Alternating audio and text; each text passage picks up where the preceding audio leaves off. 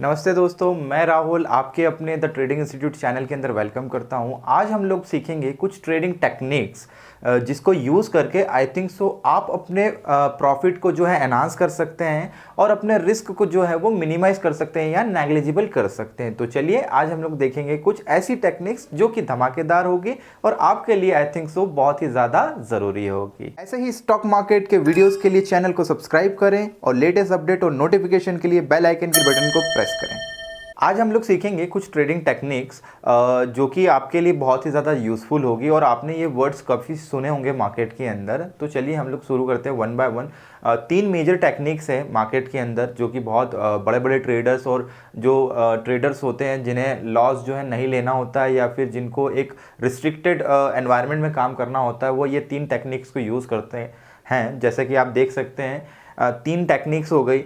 First one is the hedging, second one is the arbitraging and third one is the scalping. ये तीन techniques हो गई जिसे हम लोग ट्रेडिंग टेक्निक्स भी बोलते हैं। इन ट्रेडिंग टेक्निक्स को यूज़ करके आप अपने लॉस को मिनिमाइज कर सकते हैं या फिर अपने लॉस को बिल्कुल ज़ीरो भी कर सकते हैं। तो चलिए हम लोग स्टेप बाय स्टेप हम लोग समझते हैं इन तीनों टेक्निक्स को कि इन तीनों टेक्निक्स के अंदर काम कैसे होता है। तो फर्स्ट ऑफ ऑल मैं आपके लिए हैजिंग ले लेता हूँ। हैजिंग होता क्या है, देखिए सिंपल अगर हम लोग हैजिंग को समझेंगे तो हैजिंग का मतलब हो गया अपने लॉस को मिनिमाइज करने के लिए या फिर अपने लॉस से बचने के लिए आप किसी और मार्केट में जाकर अपोजिट ट्रेड लेते हैं। जस्ट लाइक मैं आपको एग्जांपल देता हूँ।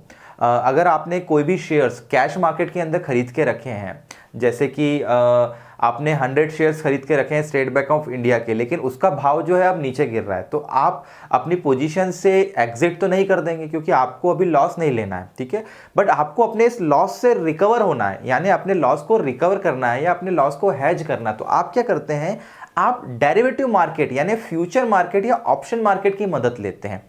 आपके पास में आज 1000 शेयर्स जो हैं स्टेट बैंक ऑफ इंडिया के बाय पोजीशन पर जो है कैश मार्केट के अंदर रखे हुए हैं, बट आपको लॉस हो रहा है। अब आप क्या करते हैं, आप सेम क्वांटिटी या फिर आप जो एक लॉट जो है अपने फ्यूचर मार्केट के अंदर एक लॉट को जो है आप शॉर्ट करते हैं। शॉर्ट का मतलब तो आप जानते हैं सेल करना, यानी हम लोग एक शॉर्ट सेलिंग की पोजीशन को जो हम लोग फ्यूचर मार्केट के अंदर लेते हैं। तो इससे क्या होता है कि कैश मार्केट के अंदर अगर आपका रेट घट भी रहा है तो फ्यूचर मार्केट के अंदर घटते हुए रेट पर आपको आपकी पोजीशन पर प्रॉफिट होगा। तो that is called the hedging, यानी आप सेम टाइम पर अपनी पोजीशन से एज एन प्रॉफिट के रूप में बाहर आ सकते हैं, क्योंकि एक जगह आपने लॉन्ग पोजीशन क्रिएट करके रखी है और वही दूसरी जगह आपने शॉर्ट पोजीशन क्रिएट करके रखी है। यानी आपका जो लॉस है वो क्या हो रहा है, आपका लॉस एवरेज हो रहा है, यानी आपके लॉस में आपको जो है कमी आ रही है। That is called the hedging. और हैजिंग कहाँ कहाँ पर हो सकती है, देखिए हैजिंग करने के लिए मेजरली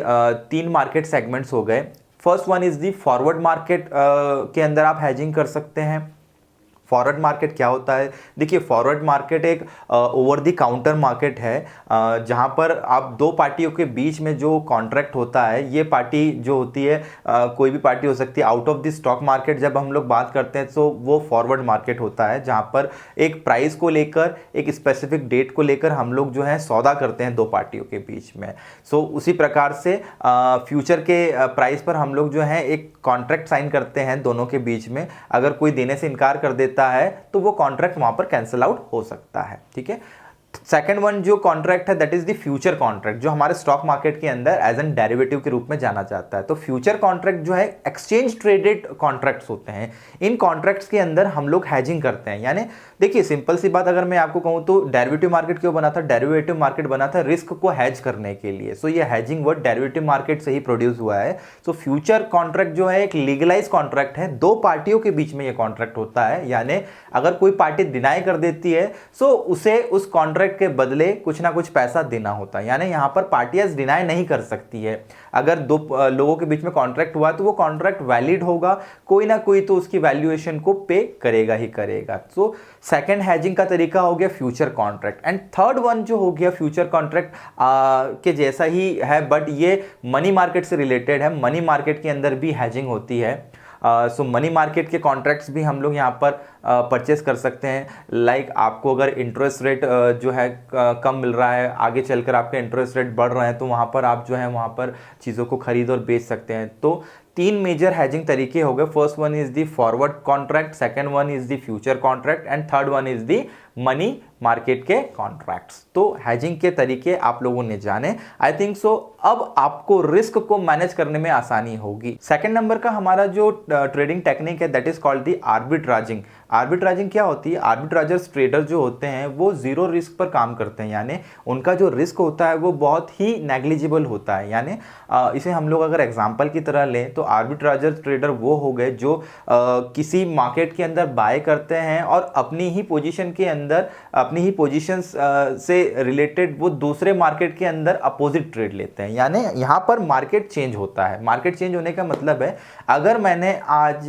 कैश मार्केट के अंदर कोई भी बाइंग करी है तो मैं फ्यूचर मार्केट के अंदर जाकर उसी चीज को सेल आउट कर सकता हूं। यानी सेटलमेंट कैसे हो रहा है यहाँ पर? आर्बिट्राजर ट्रेडर क्या करते हैं? सेटलमेंट करते हैं 2 डिफरेंट मार्केट सेगमेंट के अंदर। जस्ट लाइक अगर मैं इसे एग्जांपल से लूं, मैं आज एनएससी इंडिया के अंदर अगर ट्रेड करता हूं, कोई शेयर अगर एनएससी में अवेलेबल है और कोई शेयर जो है न्यूयॉर्क स्टॉक एक्सचेंज के अंदर अवेलेबल है, तो मैं क्या कर सकता हूं? आर्बिट्राजर डेरिवेटिव मार्केट का सहारा लेकर वो एक प्राइस डिफरेंस देखते हैं, क्योंकि मेरे इंडिया के अंदर कोई भी शेयर का प्राइस जो होगा वो डिफरेंट होगा और यूएसए के अंदर अगर वही कंपनी लिस्टेड है तो उसके शेयर का प्राइस डिफरेंट होगा। यानी हो सकता है उसका प्राइस ज्यादा हो या फिर उसका प्राइस कम हो। तो मैं आज एनएससी के अंदर शेयर को खरीद कर मैं चाहता हूं कि न्यूयॉर्क स्टॉक एक्सचेंज के अंदर उस शेयर को बेचूं, तो ये पॉसिबल है। और इसी चीज को हम लोग बोलते हैं आर्बिट्राजिंग। ये जो ट्रेडर्स होते हैं ये लोग केवल माइन्यूट सा डिफरेंस लेते हैं अपने प्रॉफिट के रूप में और बाहर हो जाते हैं। यानी कौन करता है ये? छोटे ट्रेडर्स बहुत ही कम करते हैं, क्योंकि छोटे ट्रेडर्स को कई तरीके की ब्रोकरेज और कमीशंस लग जाता है। बट जब बड़े लेवल पर हम लोग बात करते हैं, लार्ज इंस्टीट्यूशंस की बात करते हैं या फिर बिग बुल्स की बात करते हैं, तो वो लोग आर्बिट्राजिंग का सहारा लेते हैं जिन्हें श्योर शॉट प्रॉफिट होता ही होता है। आर्बिट्राजिंग को और समझने के लिए हम इस चीज़ को ऐसे समझ सकते हैं, अगर मैं आज एनएससी इंडिया के अंदर शेयर खरीद रहा हूं तो मैं उसे बीएससी के अंदर भी बेच सकता हूं। दैट मीन्स अगर आज मैंने बाय पोजीशन मैंने क्रिएट करी है एनएससी के अंदर, तो मैं एक सेल पोजीशन अलग से क्रिएट कर सकता हूं बीएससी के अंदर। तो इससे होगा क्या? मेरे बाय पोजीशन को एक सेलर मिल जाएगा बीएससी के अंदर, यानी मेरे एनएससी के शेयर्स जो हैं वो बीएससी के अंदर सोल्ड आउट हो जाएंगे। तो ये जो पूरा सिनारियो है दैट इज कॉल्ड द आर्बिट्राजिंग। यानी किसी एक मार्केट के और किसी दूसरे मार्केट के बीच के डिफरेंसेस के रूप में उसको लेना। अब क्योंकि प्राइस डिफरेंस होता ही होता है, क्योंकि कोई भी शेयर अगर एनएससी के अंदर लिस्टेड हो या वही शेयर जो बीएससी के अंदर लिस्टेड हो, तो उसके बीच में छोटा सा प्राइस फ्लक्चुएशन होता ही है। तो जो आर्बिट्राजर्स होते हैं इसी छोटे से प्राइस फ्लक्चुएशंस को एज एन प्रॉफिट के रूप में लेते हैं, और ये कई बार ज़्यादा ही होता है। तो हम लोग ये समझ सकते हैं कि मार्केट के अंदर जो आर्बिट्राजर्स होते हैं they are the safe investors, जो एक बहुत ही छोटे से प्रॉफिट के रूप में काम करते हैं और मार्केट सेगमेंट के बीच के डिफरेंसेस को एज एन प्रॉफिट लेकर वो बाहर हो जाते हैं। सो ये रहा आर्बिट्राजिंग का फंडा, बहुत सारे लोग करते हैं। सो ये सबसे ज़्यादा सेफ और सिक्योर फॉर्म होता है ट्रेडिंग करने के लिए। होप आप लोगों के लिए भी ये बहुत इंफॉर्मेटिव चीज़ होगी। अगर आप आर्बिट्राजिंग करना चाहते हैं तो आपको स्पेशल परमिशन जो है वो ग्रांट करना होती है अपने ब्रोकर से, एक्सचेंज से और सेबी के थ्रू। तो चलिए, आप लोगों ने 2 ट्रेडिंग टेक्निक्स को समझा और जाना कि हेजिंग क्या होती है और आर्बिट्राजिंग क्या होती है। अब हम लोग देख लेते हैं थर्ड वन जो ट्रेडिंग टेक्निक्स है that is called the scalping. Scalping यानी हम लोग स्कैल्पिंग को ऐसे समझ सकते हैं कि छोटा छोटा प्रॉफिट जो है वो लेकर बाहर हो जाना। यानी मार्केट के अंदर किसी बड़े प्रॉफिट की मंशा न रखते हुए बहुत ही स्मॉल से प्रॉफिट को लेकर हम लोग जो है वो बाहर हो जाते हैं। स्कैल्प करना यानी छोटी छोटी चीज़ों को स्कैल्प करना, 1 पॉइंट 2 पॉइंट या 3 पॉइंट के लिए मार्केट के अंदर वर्क करना और शॉर्ट पीरियड के अंदर मार्केट से बाहर हो जाना। अब स्कैल्पिंग करने में कौन कौन सी टेक्निक यूज होती है?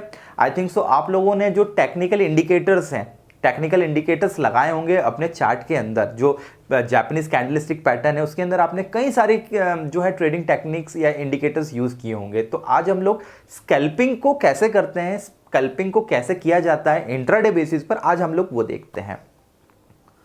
तो मेजरली हम लोग जो इंडिकेटर यूज करते हैं स्कैल्पिंग के लिए ज़्यादातर वो होता है moving average, RSI, parabolic, SRA और इसके बाद में आपका मैकडी हो गया। ये जो इंडिकेटर्स हो गए ये स्कैल्पिंग के बहुत ही इजी तरीके हैं जिससे आप मार्केट के अंदर एंट्री और मार्केट से आप लोग एग्जिट ले सकते हैं। क्योंकि स्कैल्पिंग का मतलब है कि मल्टीपल ट्रेड्स लेना। आप एक ट्रेड नहीं लेते हैं, आप जब भी आपको इंडिकेशन मिलता है, क्योंकि जब ट्रेडिंग इंडिकेटर्स आपको इंडिकेट करते हैं कि अब मुझे एंट्री लेना चाहिए या फिर अब मुझे एग्जिट लेना चाहिए, तो आप मल्टीपल ट्रेड्स लेते हैं और मल्टीपल ट्रेड्स लेने को ही हम लोग स्कैल्पिंग टेक्निक्स बोलते हैं। क्योंकि बहुत जो ट्रेडर्स होते हैं, जो फुल टाइम ट्रेडर्स होते हैं, जिनका काम होता है दिन भर में 50 से 40 ऑर्डर्स को लेने का, वो स्कैल्पिंग टेक्निक को यूज़ करते हैं। वो बहुत ही छोटे टाइम फ्रेम पर अपने चार्ट के अंदर जो है ट्रेडिंग करते हैं। आप 5 मिनट या 10 मिनट या 15 मिनट के चार्ट में भी आप स्कैल्पिंग कर सकते हैं या फिर और स्मॉलर स्केल पर भी जा सकते हैं। क्योंकि